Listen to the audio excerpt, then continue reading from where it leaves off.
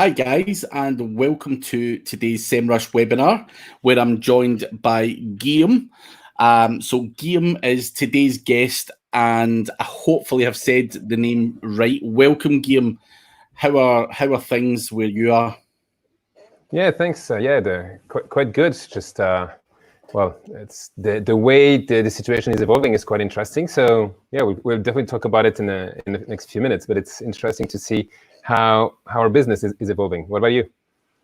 Yeah, all good here. We in Scotland have literally entered phase 2 just today of Cool. leaving the lockdown. So we're allowed now to see more members of the family, basically, and we're allowed to share the same toilet. So they are moving on, but sadly, a lot of the other stuff is still pretty much on lockdown where I am. But yeah, it's obviously been a tough few months, and today's webinar we're going to be talking about affiliate marketing challenges. Guillaume is going to talk a bit about the travel industry and why clearly that's been hit. You don't even need to know why that's been hit. I think COVID has impacted that, and there's no debate on how that worked, but people still have to make money. What do you do in a time of crisis? How do you pivot off and make other revenue while you're in such a pandemic? So that is going to be the topic that we're going to be talking about today. And Guillaume is going to be given as a presentation based on that exact subject. Now, we will be doing question and answers after the presentation. So make sure, guys, that you do put in to the live comments any questions that you want to ask, and we will make sure that we ask these in the last 20 minutes. They don't have to be related to Guillaume's situation. They can be affiliate marketing related. We're open to answering any types of questions that are going to offer value to you guys. But I think probably now we can get you to start sharing your screen, if you don't mind, Guillaume, and we will let you start your presentation. Sure. Guys, if you do have anything that is essential to ask, I can stop the presentation and ask Guillaume the question there and then. Just put that in the chat as well, and if it's a sensible question and it's worth interrupting the presentation for, I'm more than happy to pause Guillaume and make him explain something a bit more if it's something that's going to be of value to the audience. But for now, I will let you take center stage, Guillaume, and you can Cool. Your screens are all fully shared there. I can see them all good and well, so you're able to start Beautiful. anytime you're ready. Yeah, let's put it here. So thanks a lot, Craig, for the intro. So yeah, my name is Guillaume. I'm the founder of Miles Addict, and basically most of my business is helping people travel better. So what does that mean? That means just getting them to finding them places to go from point A to point B, and adding what I called brandable adventures. So in a sense, adventures that they can also resell to brands, and so that they can use on social media and use for promotions. And we've seen over the past couple of months that everything's changed, and also and a good part also of my work is helping my customers by setting up some booking websites, some things where they can. I work with my customers to use their traffic, and then I bring my knowledge in terms of affiliate marketing and other systems, mostly related to travel. But I work also in other niche. But yeah, my main niche is travel. And what we see is, over the past couple of weeks or months, we can say now, that everything has changed. And we've seen, everything is closed, or are we closed really? I mean, of course, we've seen having an online business helps a lot, and then we can see in the next future how we can optimize this and make it even better. Something interesting, 3 years ago, the Flight Network actually rewarded me as one of the world's best travel hacker.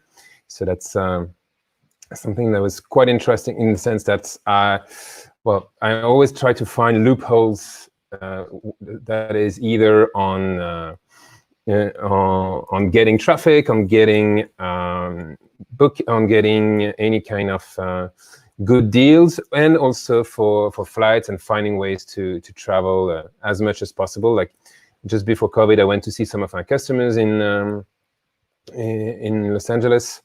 It cost me I flew on British Airways first class. It was quite comfy, and sadly, well, now everything is changing, so we'll see how it evolves. But yeah, the funny part out of this is I managed to really get some very good deals out of this.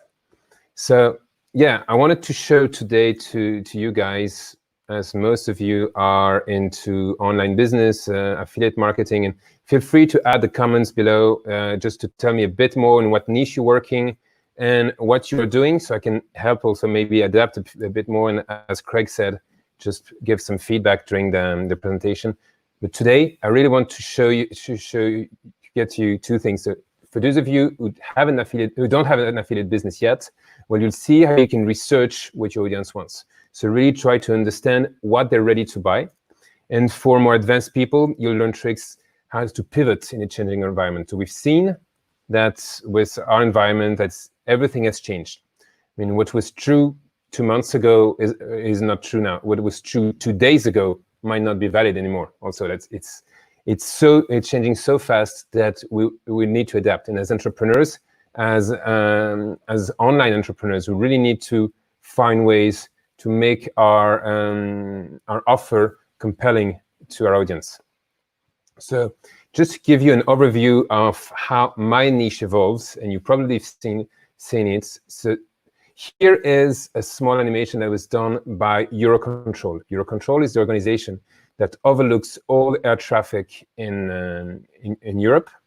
And on the left, you see all the flights that were managed by Eurocontrol, so either in Europe or flying out of Europe or flying to Europe in 2019, in April 2019. And on the right, you see the same thing at the same time on a Thursday, exactly a year later. And you see the difference. I mean, the amount of flights, on one hand, you have about 3,000 flights at a certain point. And on the right, you have about 300, 400 flights. So, of course, if you only see the one on the right, you can say, oh, yeah, there are a lot of flights. But then if you compare by what we used to call normal, that's a big issue. And what I've seen is basically from one day to the other, my customers completely could not travel anymore. So one of the website I have is an online booking website. So I get traffic through some of my partners. People come on the website, they search for flights, they book flights, and then they just buy flight, and I get a commission for every flight and hotel that's booked. It's a system that's powered by Travel Payouts. I'll tell you a bit more about who they are later and what they do. But just to give you an overview, this is the traffic on my site for the past couple of months. So it started in August, then you have each line is September. You see here, so that's a 7-day moving average. But you see here just before December, people were booking for Christmas tickets. So I had a huge traffic, a spike of traffic. Then after Christmas, New Year, people started, let's book again for our next vacation. And here we had a peak just before everything closed down, and then the crash. So we're talking about, if you look at the average, basically I lost about 70 to 80% of my traffic, and I lost about 95% of my revenue from the site. So that's from one day to the other. So it means that's tricky. Of course, it means that's why we need, as entrepreneurs, to have multiple income streams, but we need also to find ways to leverage this kind of issues. And what I wanted to show you today is kind of my 3 secrets to success, and how you can use the secrets yourself to pivot and to change and to adapt whenever there's something like this happen, and make sure that if it happens, it's actually good for you in the future. So the first one is really something that you want, what you should ask your audience for, then how to adapt to changing markets, and then we'll look also at the network and community and how your network and the community can help you in this kind of situation. So the ask your audience. So before going all in on my travel business, I had a web agency. I was mostly doing SEO consulting and web development consulting and so on. And one of my customers was a hand surgeon.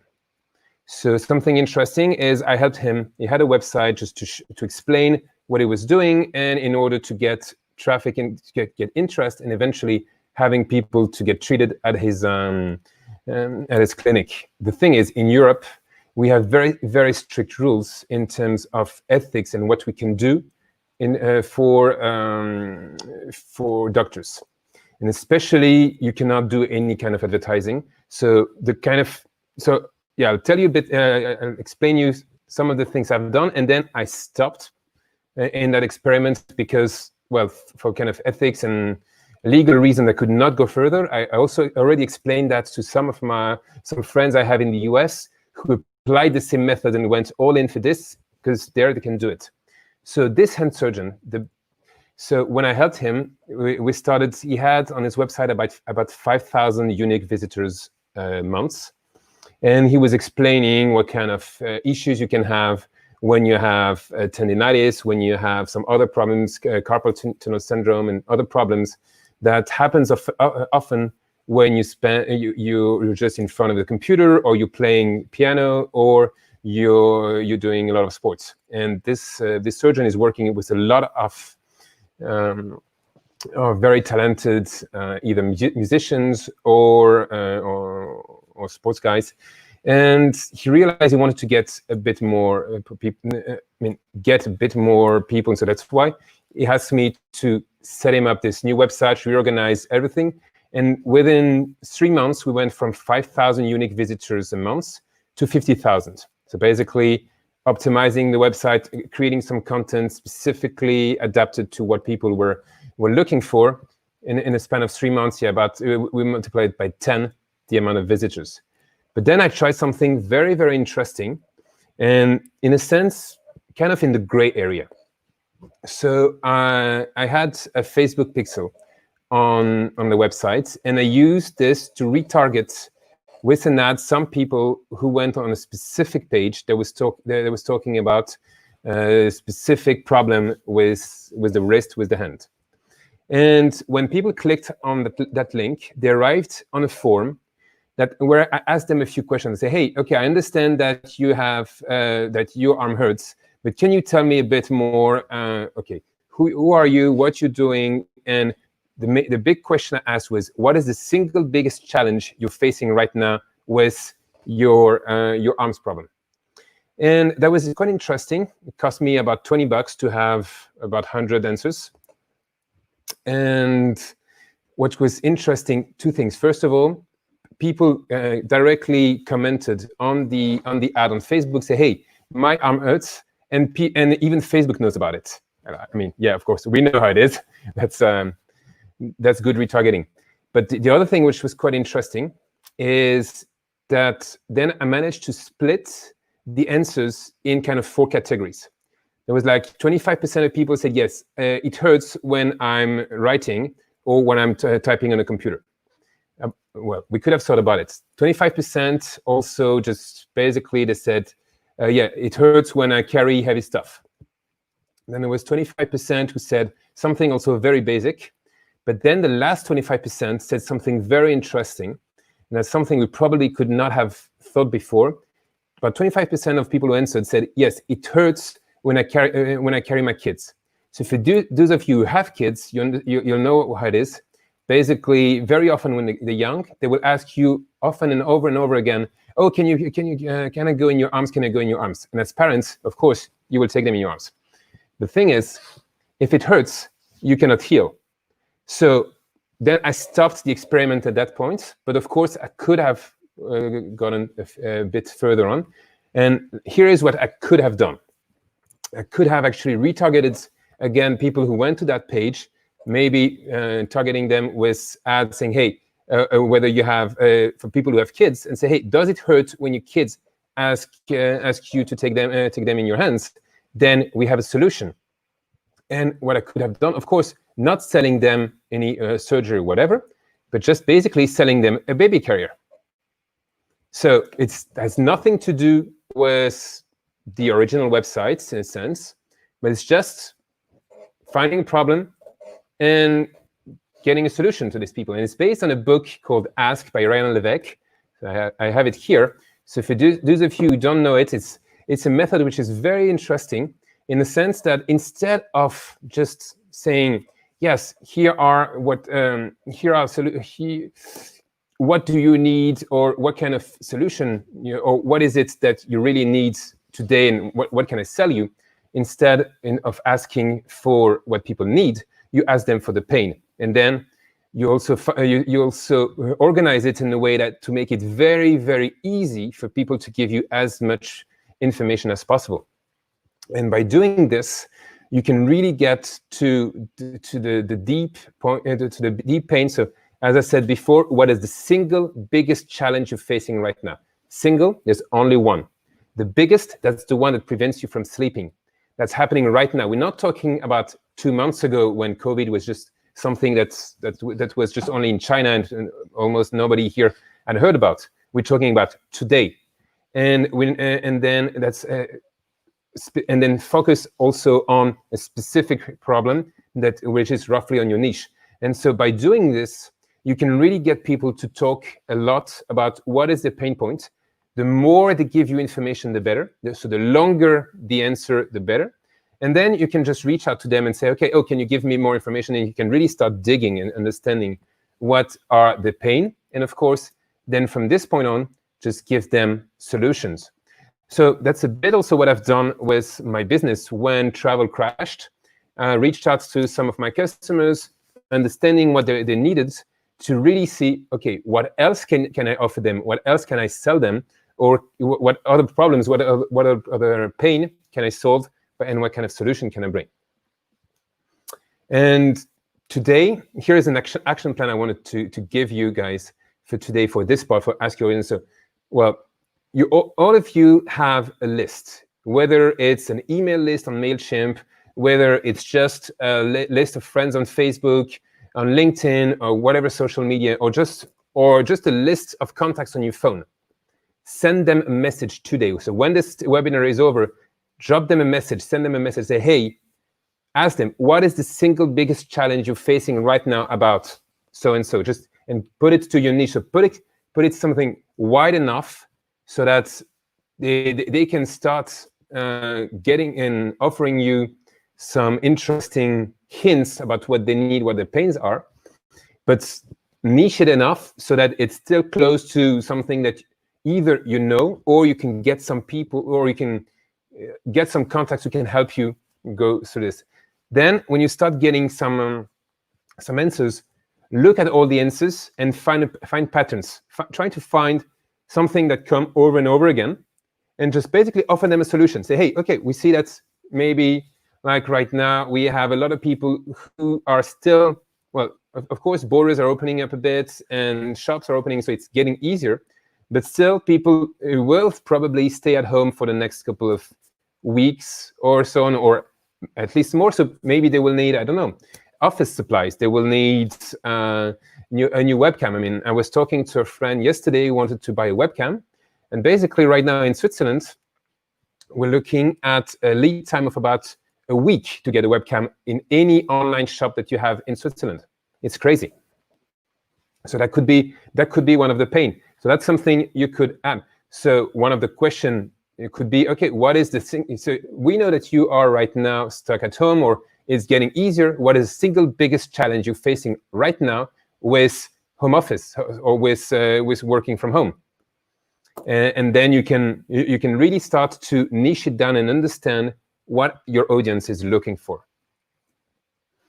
Another thing, then, I want to show you how to adapt to changing markets. So the big issue we have, and as entrepreneurs, well, we know how to adapt. But this crisis, the way it happened, it was really overnight, and that was more than just a changing market. There was really a revolution, like really changing so much and so deep that we had to change, and we have to understand a lot what people are looking for. And so this is a map that is provided by IATA. IATA is an International Air Travel Association. So they overlook all air transports around the world, and they have this map on their website. So the link is below, and or you can just look online for IATA Travel regulation map, and you'll see it. And it's updated on a daily or sometimes hourly basis with all the limitation regulations about whether you can enter in a country or not. And this has become, as a marketer and as working in the travel industry, this is basically my homepage at the moment, because, well, I need to go there every day whenever someone asks me, hey, yeah, I want to go from this point to this point. Okay, is it feasible? Will they be allowed to board the plane? Like last week, had a customer who was in France. He wanted to go to Spain, and I even managed to find him a flight, everything, but basically he could not fly because he didn't have a Spanish passport. So there was just no way he could go. Or I told him, okay, just basically take your car and go through the border and try to squeeze in and so on. But of course, I could not tell him to do this because, well, in terms of ethics, might not be the wisest idea. And so basically working in the travel industry has become very, very difficult now, and will probably evolve quickly. But what I've done is I really started looking and asking my customers, okay, understanding what they needed. And I saw a pattern of something that more and more some of my customers who are working in some specific industry needed some help with cargo. Because, well, we're still talking about flights, but basically in the normal world, whatever normal means, but about 3 months ago, between 45 and 55% of all air freight was actually transported in commercial airplanes, basically next to your bags. But now all these planes are not traveling and not flying. So, and there's still, and some of my customers who are doing import-export, they still needed to ship things all around the world, whether it's food or some medical supplies, masks, PPE, and some or ventilators or other options. And so I kind of moved a bit from selling travel and online affiliate travel. I mean, it's still working. It will evolve and it will continue to come. But at the moment, part of my revenue actually comes from an affiliate business, something a bit more down to earth. It's basically chartering airplanes and getting a commission out of chartering a plane, and basically flying an Airbus 330 from China to Europe, or cost like about $300,000 or something like this. And of course, in that case, the commission is more than $6 on one flight ticket. But it's interesting to see that, yeah, by asking my customers, by asking what their pain was, I really managed to understand that they had this pain, that they needed to ship things. And I told them, okay, you know, and I have all these contacts in the aviation industry, so I can find some planes for you. And that's how I managed to evolve. So that's what I've seen is really in terms of how the market is evolving. So the travel affiliates, it's dead, at least for now. I mean, it's starting up, but what I looked with my customers, I mean, I see a lot of people who want to travel, but then they say, yeah, but I'm not sure if it's a good idea to travel right now. So they're still not sure whether it makes sense to travel immediately or whether they want to wait. But then we see that some other things are climbing. So home and office supplies. So basically, people when they work from home, they need a bigger screen. They might need an office chair. They're spending time at home, so they might just remodel some of them, one room or something like this. So they will start working in their home and stay. So it means, yeah, this market is evolving. So we can find some new things to sell. Also, online education. So we've seen a lot of requests right now for people who wanted just to learn. I mean, there's people who spend time at home. They just spend time in front of the TV or the computer, and so it means they had more time to learn, to discover new things. And so I've seen a lot of my friends who are working also in the affiliate business. They also created online courses. They created or they partnered with some people who had online courses to resell them to their audience and just growing it like this. So yeah, I mean, it's all this market is changing very, very quickly, and if you can really ask your customer, you can really very quickly adapt and find new product. So one of the action plan I would want to give you today is really, okay, we said before that, well, most people want to go to normal, whatever normal means. So yeah, but maybe normal for me doesn't mean the same thing as normal for my customer. So yeah, first thing is, maybe you want to find out what is the normal that your customers want to go back to. And when people are basically out of their comfort zone, out of their place where they want to go, they will be willing to either pay or to find solution to get as close as possible to where they want to go. So one thing you can do today, just pick up the phone, reach out to some of your best customers, and really try to understand what they want to do, what is the thing that they're missing the most, and really try to understand what is the normal they want to go back to.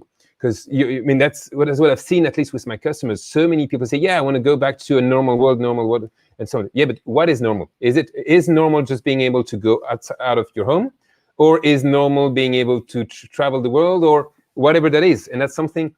And as soon as you know a bit more where your customers want to go, then you can help them by bringing them some interesting solutions or interesting or sell them some products. And there's also a very, very tricky question, is the ethical question, and the difference between can and want. Of course, it means that, yeah, if you can sell something, that does not mean that you want to sell it or that you should sell it. Like, that's what I said from my customer the other day who wanted to go to Spain. Yes, I could find him a way for him to go to Spain. I could find ways to go around border closures and whatever. Do I want to do it? Should I do it? And probably not. And I think in that case, that's always the tricky question, whether you want to do it, whether you can do it, whether you should do it. And when you adapt when you look at all these cases, then you'll be able to really see how you can help your customers go back to their version of normal. And as soon as you can package a solution or find something that already exists that can help them get closer to this, when people have a pain, and the bigger pain, the biggest challenge, most of them will pay to get out of this pain and to get back to something more normal or more real to them. Craig, do we have some questions already on this part, or not yet? Or not yet. Carry on. Okay, cool. The third secret I really want to talk about today is the network and community. And the thing is, the big issue we've seen is people were stuck at home, and a lot of them were either stuck alone or were with their family, wife or kids, and sometimes it was quite difficult. We've seen in China, just after the first opening, that most of the amount of breakups and divorce went skyrocketing. So of course, selling kits on how to or tools on how to easily divorce might be something to sell. I'm not sure. Again, question of ethics. Do you want to sell this or not? Your call. And of course, we've seen that, well, now everything is changing. Like, you've seen a couple of days ago that most of China, most of Beijing was starting to close again. So it's always changing. But as people were stuck at home and more online, they really realized that social connection, social community was really, really important. And that's how you can really get to help and get more help from people and understand how you can help other people, but instead of just being face to face, you just across a screen. And just before the big lockdown that was in January, I went to LA to see some of my customers. So some of you might know these guys. It's a group of YouTubers called Yes Theory. They have a YouTube channel with about 5.5 million followers. And I've been working with them for about almost 2 years now, helping them optimize and organize their trips, and really working with them to also leverage some of their audience to see how we can, what kind of product and what kind of services we can offer them to really help as much as possible that audience. So we're not talking about, well, taking too big opportunity, but really understanding, okay, what is it that people need, and what can we offer so that we can help them as much as possible. So one of the tool that we created for this was the Yes Theory travel booking tool, which is based on travel payouts and some other things on top of this. But the idea is really to help this community find ways to make it better and go through this. And one of the affiliate network I'm working with is, as I said, is Travel Payouts. And Travel Payouts is actually one of the largest travel-only CPA networks in the world. I started working with them, I think 3-4 years ago, something like this. And well, of course, at the beginning you start slowly, and then you make it grow. But what I really loved about them is the amount. First, what I love about them is really the amount of brands that you can use through them. So you have some flight search, you have some hotel search, you also have some tours, and basically they only travel. They work only on travel, but then have a lot of solutions for travelers and to integrate in blogs or into some of these sites. And what I really liked, that during the lockdown, they helped their affiliates as much as possible. So what I've seen a lot of personal communication. So they reached out to me and to some other of the affiliates, say, hey, okay, here is, we understand that it's getting tough right now. Oh, here is how we can help you. I started getting emails from some of the employees, really trying to understand how they could help me as an affiliate work as much as possible and go through this ordeal and this crisis as easily as possible. And I remember getting updates on the situation on a daily basis, or well, maybe not daily basis, but at least every 2 to 3 days, I was getting an email say, hey, okay, here is what we've been doing at Travel Payouts. Here is how we want to help you more, and can you get us more and more? And yeah, and if you have any ideas on how we can help you, just let us know. Another thing I loved is really that they did a commission refund. So the big issue in travel, if someone asks cancel his flight or cancel his hotel booking, basically we don't get a commission. And the Travel Payout say, hey, this cancellation is not your fault, so we will pay out part of these. So they basically gave us a bit more commissions on some of the flights that technically they should not have given us, because I think they really wanted to help us as much as possible and go through this. There were also a lot of education materials, some blog posts, some guides. They had a lot of webinars. They had a lot of options like this. And also on the website, they had something which is quite interesting, the hot offer, where on a daily basis, they show which is the offer that generates the profit now, like today. And it exactly goes back to what I said earlier about asking your customer is, okay, what is something that is a pain right now? And so Travel Payouts, what they did, and they understand that as affiliates, so as their customers, our pain was really to understand what was the best way to get more traffic or more business or more commissions. And so they started showing us some of the data of which were the offer that was the most interesting. And again, an action plan for you today is something, well, use your network, use your community, and ask your friends, okay, maybe that one of your customers has a specific problem and you cannot solve that issue, or you don't have that specific product or service that you can resell. So what about asking your friend today, hey, who can you introduce me to who does this and this, or who has that solution or that product? And if you don't even know how to solve one of your customers' challenges, another question is, okay, ask the community. Okay, one of my customer, or I've seen many of my customers having this specific challenge. How would you solve it? And the more we work together, the easier it would be to find new ideas, new solutions, new products to really help as much as possible our own customers. Because eventually, affiliate marketing, of course, is about solving customers' problem.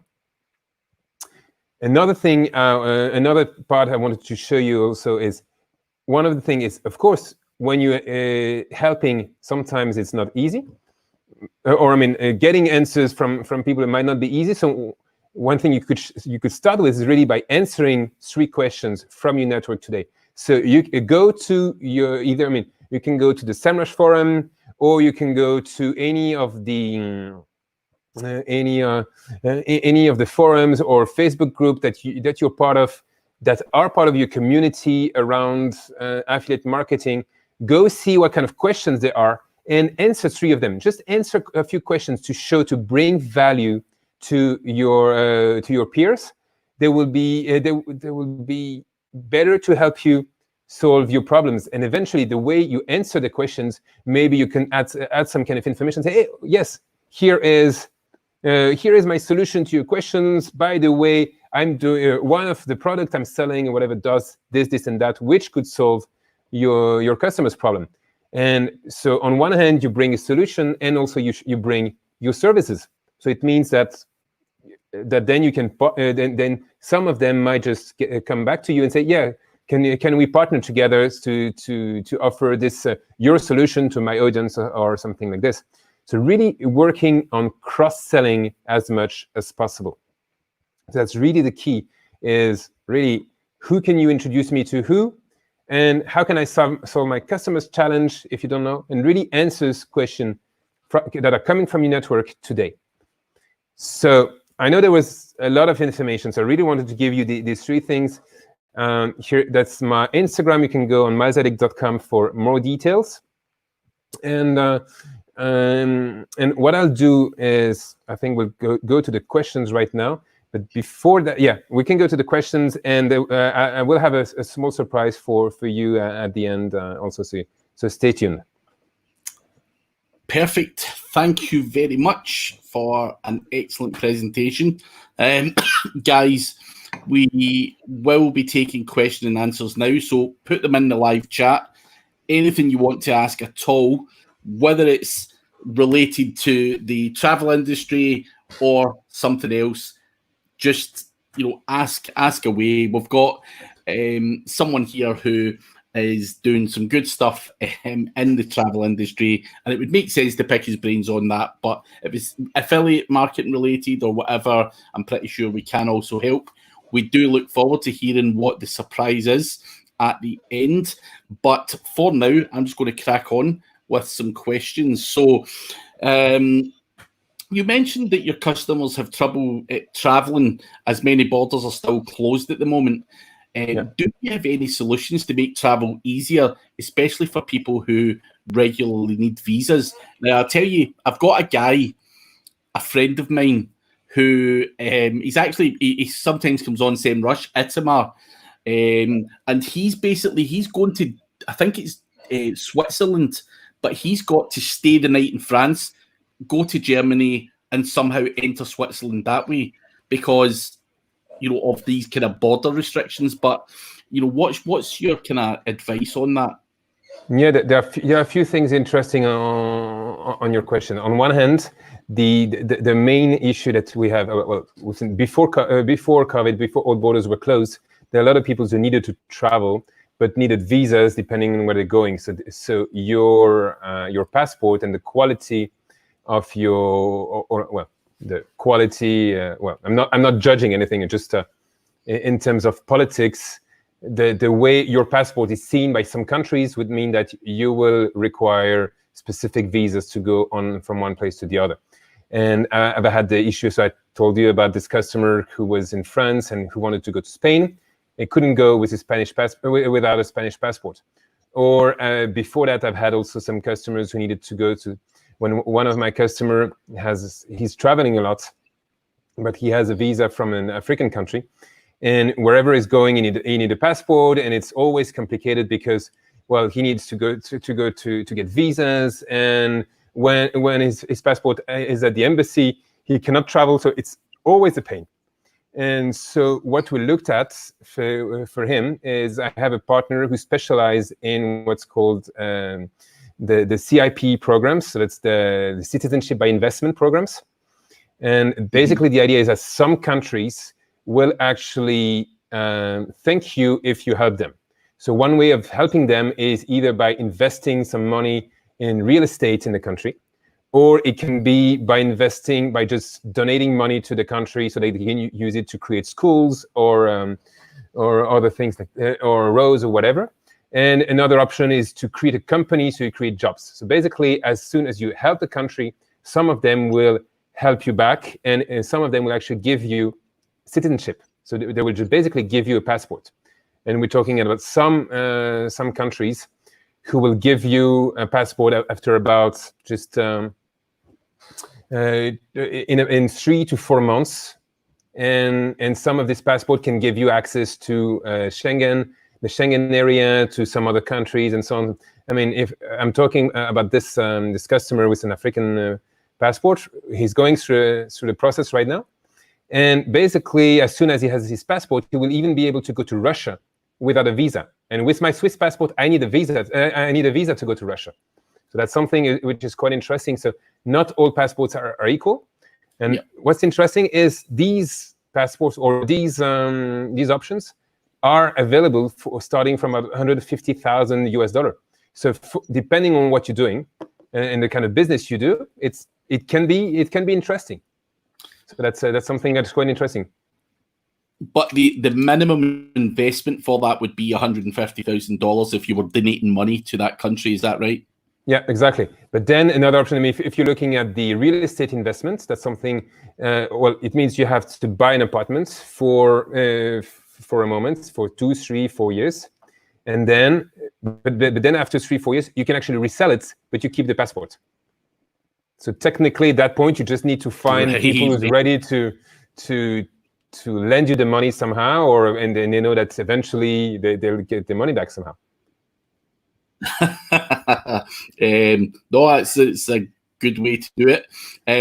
We've got Mr. Tajmul Hussein in the live chat. He's asking, do you believe the travel industry will be back soon? What's your kind of, what are you seeing within, they play? He's based over in Bangladesh, so I'm not sure if, it's worse over there or better over there, but what's your kind of assumption on how it's working, or is it going to be back soon? Because we hear all these things, flights are starting on the 1st of July and this, that, and the next thing. But obviously what's going to have a high impact is people who, if I want to go on holiday to Spain, do I have to come back and go into quarantine? There's no way I'm being locked up for any more time. So when do you think the travel industry will be back properly, where you can do what you like without all of this stuff? I know that's a hard one to answer, but... Well, when you say properly, what define properly? Like, so I can just basically go on holiday tomorrow and I've got no restrictions. I don't need to, jump through hoops to get on the plane, and I can stay in a hotel and I can come back and I don't have to go in quarantine. When does the travel industry come back? That's a very tricky question, because if you think about it, 3 months ago, coronavirus was something remote in China, and you were hearing a bit on the news now and then, but basically no one was caring about it. And a month later, I mean, half of the world population was just stuck at home. So that's so technically finding what will come back and when things will come back, it's very tricky to say. What I was talking with some of the analysts at IATA not long ago, and well, what I was telling is, if the traffic or the air traffic, passenger traffic comes back to what we had like even like 3-4 years ago, if it comes back within the next 4 years, we'll be very happy. So in a sense, yes, we'll see planes reopening, we'll see some of the borders reopening, but more and more the way people will be allowed to travel will be more complicated. We've seen like two days ago that Beijing started closing again, and China even canceled a lot of flights like 2 days ago. So that's very tricky to know, because it really depends on how borders really reopen and how the pharmaceutical industry will work on finding new ways to get better, or either a vaccine or whatever. Because right now we don't have any vaccine for this. It means that if you catch it, well, the big issue is you don't know if you have it. You can spread it for quite a while, and so we've seen. I mean, I've had some customers flying in the past couple of days, but with masks, some of them use gloves, glasses, and full body protection. Where does it make sense?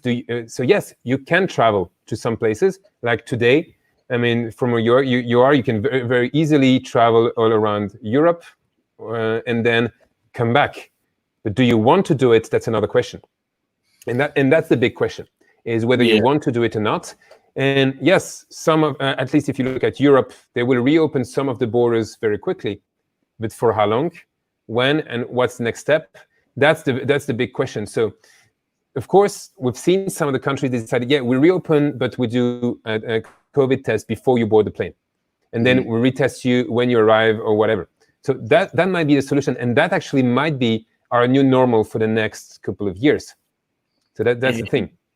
So that's the big issue. So yes, travel will start to pick up a bit, but I think what I'm looking at right now, at least for the next 6 months, I'm looking at a lot more on domestic travel or local/regional travel. Like in Europe, people will go around in Europe.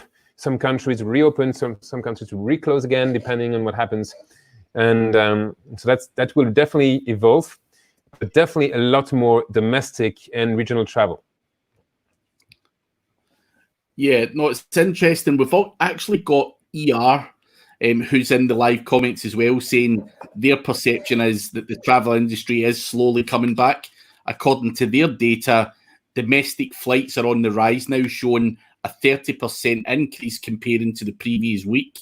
And that the same thing with transfers and activities. So that's obviously, I don't know where ER's based, but some, domestically things are starting to pick up, and I think people are desperate to start moving around, which obviously goes along with what you're saying.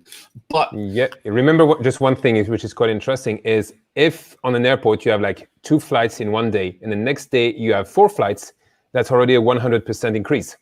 Yeah. So it's 30% increase from last week. If you take into account that it's like about only 10% of what we had before, that's still not. Of course, it's an increase, but not. I don't want to be pessimistic on this. So yes, it's starting to grow, to pick up a bit, but for how long and how, that's going to be the big question, and whether there will be demand for it or not.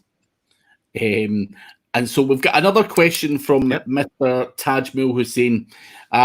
So he works in the same industry as you. I think he does travel stuff over in Bangladesh.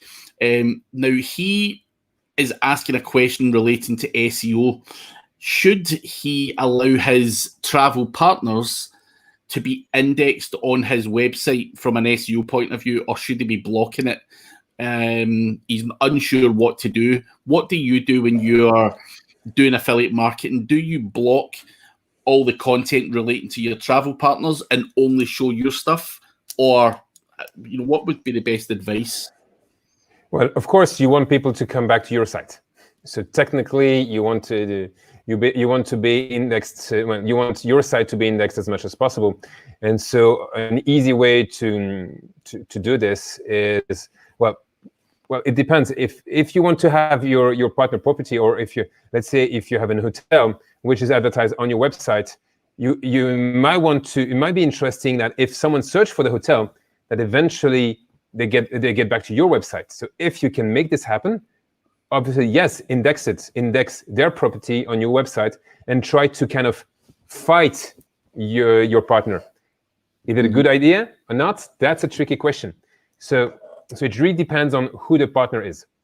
So you can, of course, yes, find ways to index your partner property. So I usually like to index mostly my content, and then if I have partner content, use nofollow and then prevent it from indexing. And then when I want to try it, whether it makes sense, just start opening up, index 1 or 2 properties to see how it works and how it evolves, and to see how people are looking at how traffic is coming on that part. Remember also that a lot of affiliate networks have limitations that you cannot do, well, or that you should not, as much as possible, compete with them in SEO or SEM.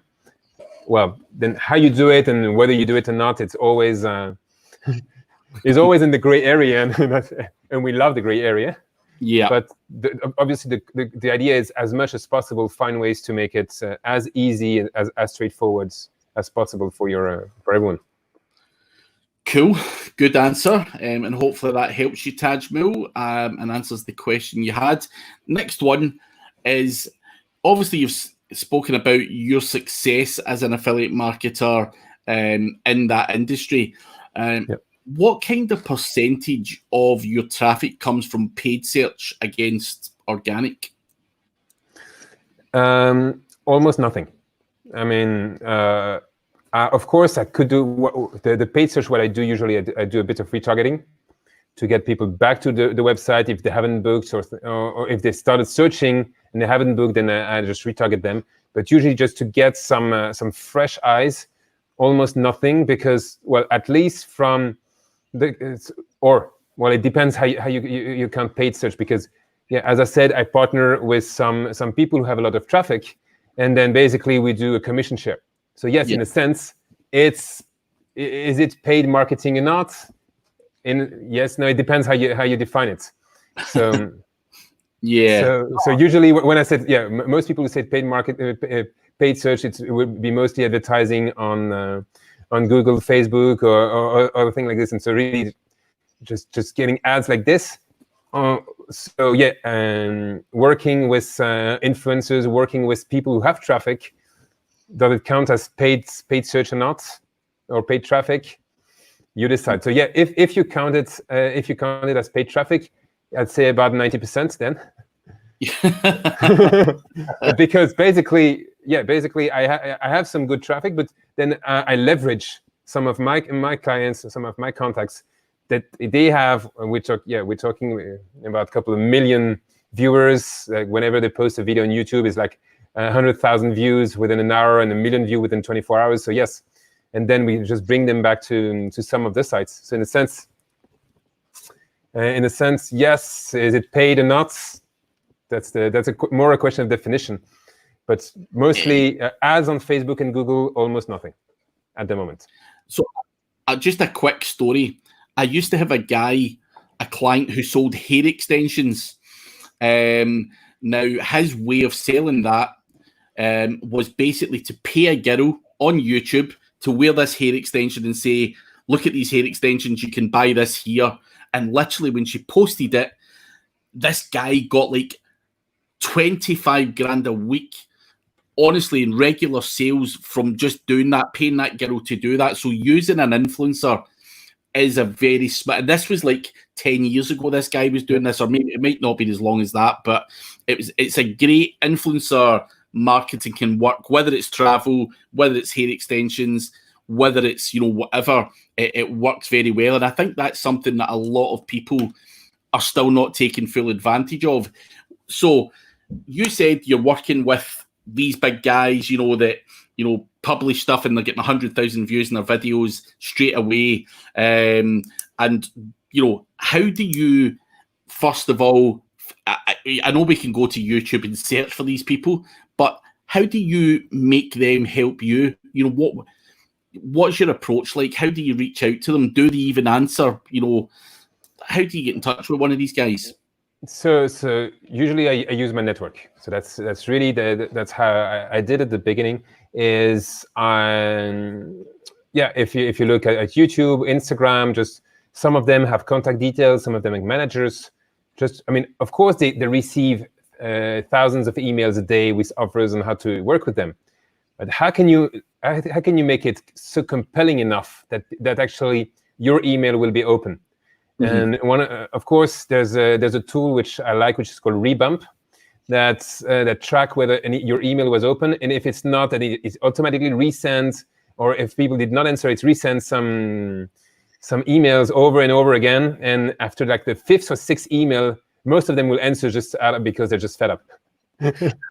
So that could be an option. So Rebump works very well and integrates with your Gmail account or wherever. And yeah, usually what I do is either go on their YouTube channel, Instagram, drop them a message, drop them a DM, or just drop them an email.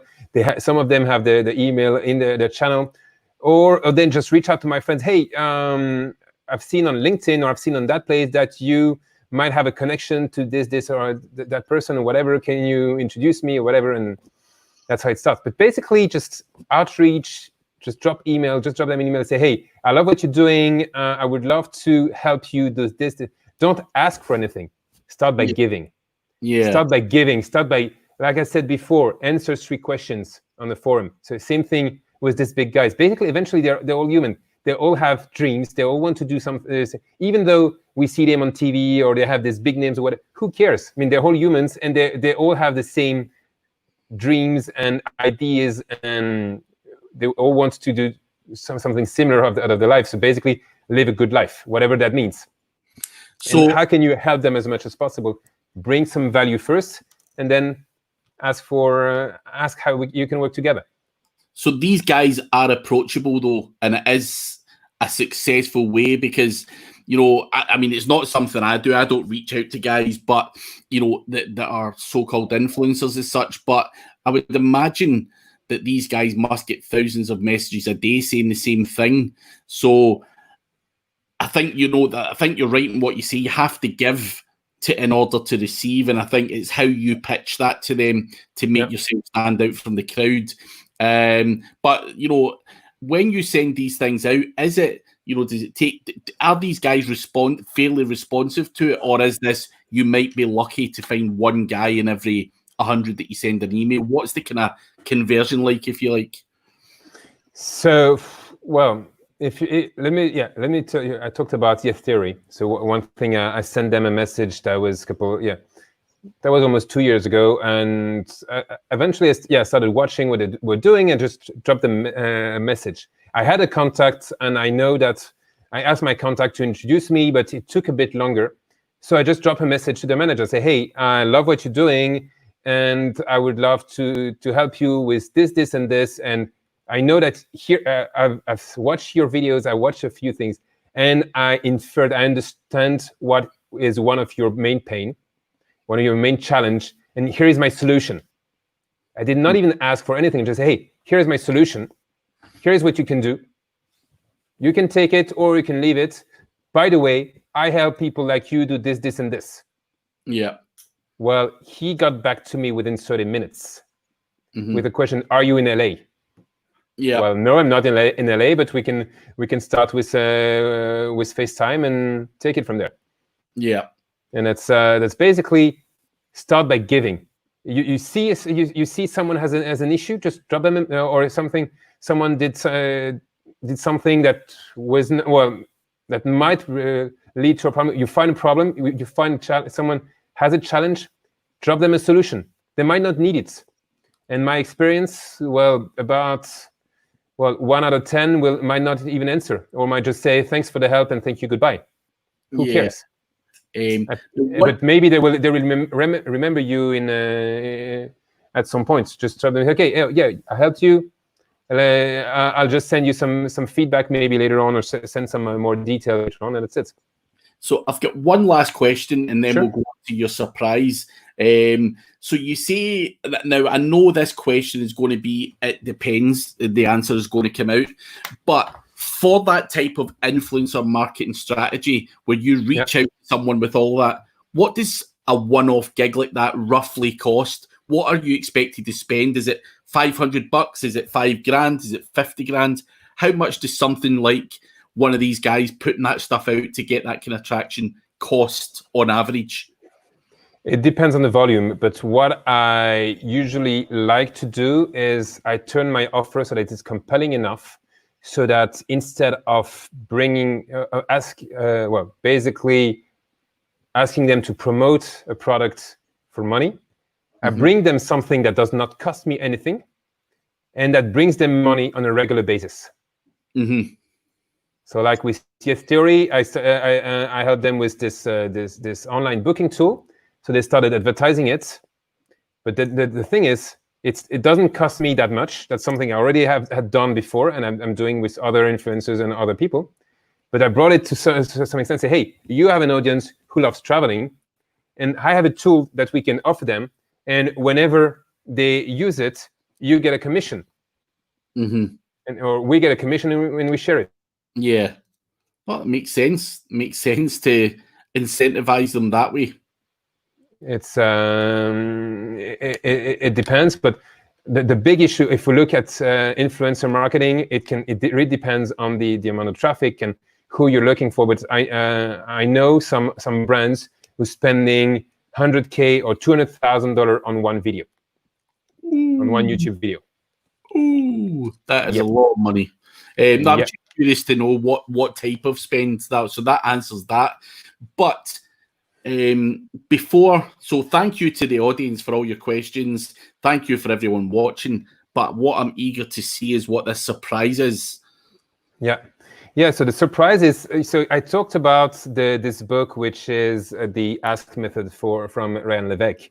And actually, I found out that I have two of these in here in my office. So what I wanted to do is actually give out one of these to the person who's following us. So I think the best way is if you just drop me a message, either if you follow me on Instagram and drop me a message, or if you just send me an email. You can go on milesaddict.com and just drop me a message in the contact form, and I'll pick up one of the viewers here, and I'll send him one of this book to help him get to the next level in terms of marketing. And I'll be really happy to help also him just with any questions he would have on in the future for this. Perfect. Whether it's travel related or non-travel related. No worries. So thank you for your time, Gulami, and thank you everyone else out there for watching. Go on and check milesaddict.com for more information. And travel hacks and everything else. But it has been a good webinar, and thank you everyone for participating. We will catch up with you all the next time on Semrush. I'm back next week, so I'll see you then. And cool. Thanks a lot, Craig, for everything. No worries. Thank you very much. Thanks. Bye.